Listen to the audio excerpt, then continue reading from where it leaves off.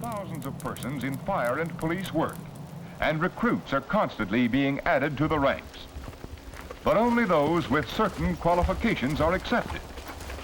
I never even thought about it. I'd never met any female firefighters. I didn't, see posters or media stories about them.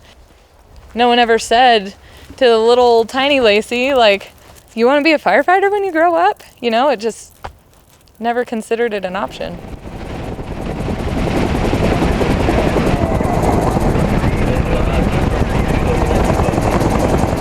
When you see a woman my size who's 5'2", and there's middle schoolers that are bigger than I am, you might have a moment where you think, can she really do everything that a firefighter needs to do? I would say I'm aware that I'm the only woman on the crew. I work in a fire organization with about 20 people in our small town, and 2 of us are females. On my crew we have 24, and I am the only woman. With my department, there's only 2 of us, just 2 ladies, that's it. If I knew I was going to be burning the next day, there's a lot of prep, and I would still take the extra minute to take off any fingernail polish because I didn't want to be girly on the fire line. I think on a daily basis, people think I'm the secretary for our company. Women are not firefighters. I get it all the time, you can't be a firefighter, you're a girl. At my station here in Yosemite, there was a gentleman that came into the office looking for the fire chief. And he asked me where the fire chief was, and I said, well, that's me. And he said, well, they didn't tell me you were a woman.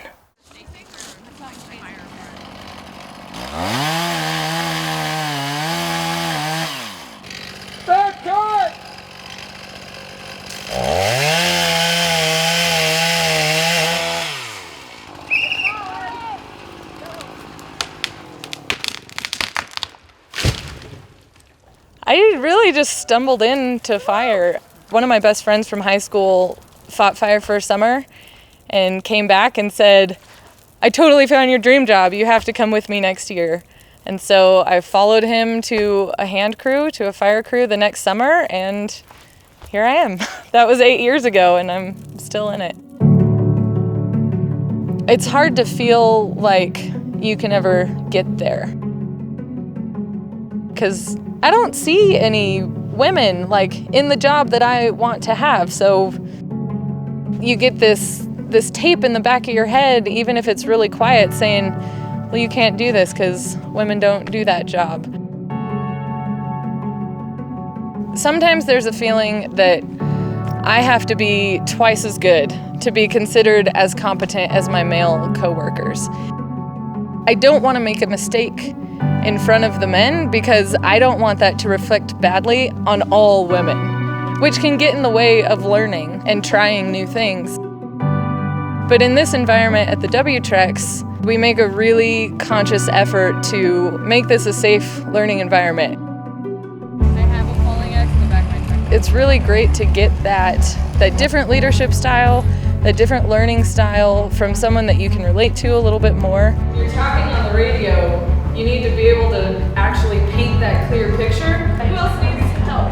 We're having those conversations about how do we create the support network? How do we create a more inclusive culture so that we can create some really impactful changes in the future?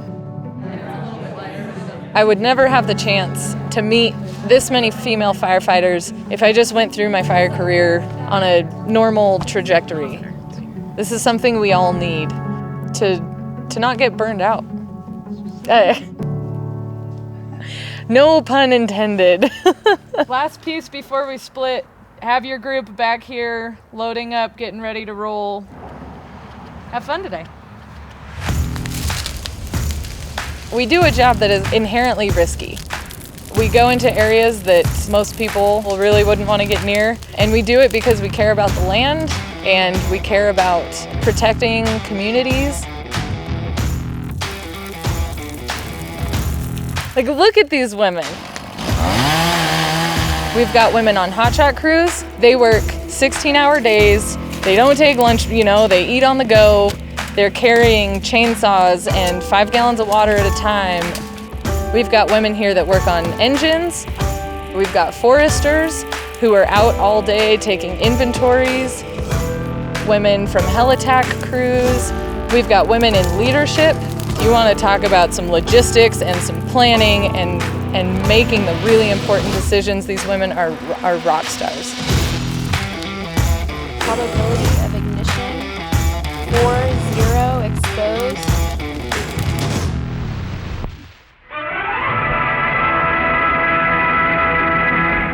The best place to start is at morning lineup every day. Ask yourself, what is the numerical strength of my company? How many men do I have? Take it up, boys. Middle window on the 3rd floor.